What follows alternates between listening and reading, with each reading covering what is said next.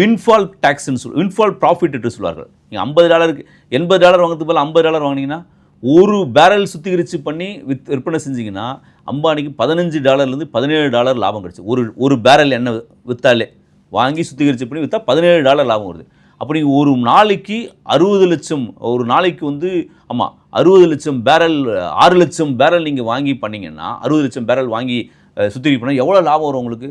60 லட்சம் × $15 நீங்கள் கணக்கு போட்டு பாருங்கள். ரூபாய் மதிப்பில் ஒரு நாளைக்கு எவ்வளோ லாபம் வரும்னு சொல்லிட்டு. இவ்வளோ லாபம் செய்கின்ற அம்பானியிடம் இருந்து ஏன் நீங்கள் டேக்ஸ் வசூல் பண்ண மாட்டீங்கன்னு கேட்குறோம். ஏன் வெல்த் டேக்ஸ் வாங்க மாட்டீங்கன்னு கேட்குறோம். ஏன் இன்ஹெரிட்டன்ஸ் டேக்ஸ், சொத்து வரி ஏன் கொண்டு வர மாட்டீங்கன்னு சொல்கிறோம். நீங்கள் வந்து அம்பானியோடைய அப்பா இருந்தார் திருபாய் அம்பானி. அம்பானிக்கு 2 பேருக்கும் பிரித்து கொடுத்தாரு.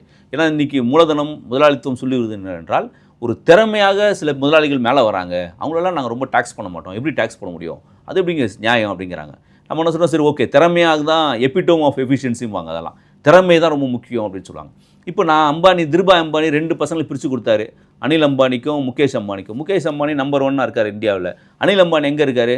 அனில் அம்பானி நொடிச்சு இன்றைக்கி வந்து இது கொடுத்துரு மஞ்சள் கடிதாசு கொடுத்துட்டு நிற்கிறார் பல இடங்களில். நான் கேட்குறேன், இப்போ அனில் அம்பானிக்கு திறமை இல்லைன்னா எதுக்கு திருபாய் அம்பானியோட சொத்து அவர்கிட்ட போகணும்? அப்போ திருபாய் அம்பானியோட சொத்து என்பது அனில் அம்பானிக்கும் முகேஷ் அம்பானிக்கும் போகும்போது ஏன் அரசாங்கம் குறைந்தபட்சம் அதில் வரி வசூல் பண்ணுவதற்கு அதில் ஒரு பர்சன்டேஜ், நீ எல்லாத்தையும் வசூல் பண்ண வேண்டாம், ஒரு 20% டேக்ஸ் வாங்கிக்கோ, பல ஆயிரம் கோடி, 1 லட்சம் கோடி, 2 லட்சம் கோடி ட்ரான்ஸ்ஃபர் ஆகும்போது ஒரு 10,000 கோடி அரசாங்கத்துக்கு கொடு. அரசாங்கத்து மூலமாக தானே இவ்வளோ வசூல் பண்ணுறீங்க, வரி இவ்வளோ சம்பாதிக்கிறீங்க லாபம், அப்போ அது கொடுக்க வேண்டும் என்பதை இன்ஹெரிட்டன்ஸ் டேக்ஸ் என்று சொல்கின்றோம்.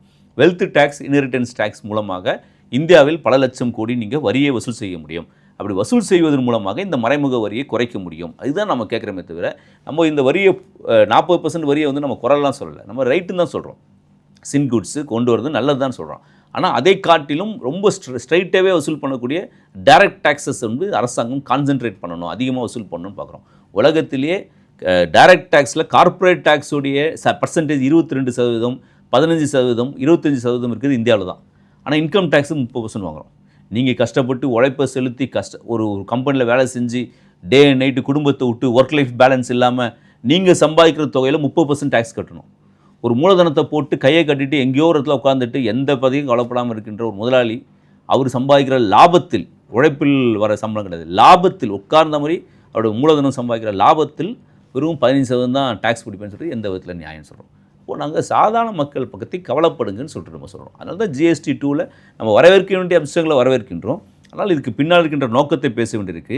இது இன்னும் சாதாரண மக்களை பெரிய அளவில் அவங்களுக்கு வளர்ச்சி பாதையில் எடுத்துன்னு போகிறதோ இல்லை கையில் வந்து காசு கொடுக்குறதோ நடக்காத விஷயம் என்று பார்க்கின்றோம். அதை விட முக்கியமானது வசூல் செய்வதற்கான ஆல்டர்னேட்டிவ் வேஸை நீங்கள் யோசிங்கன்னு சொல்கிறோம். நம்ம அந்த வழியில் நீங்கள் முயற்சி செய்யுங்கள் அப்படிங்கிறத நம்மளோட கோரிக்கையாக இருக்கிறோம்.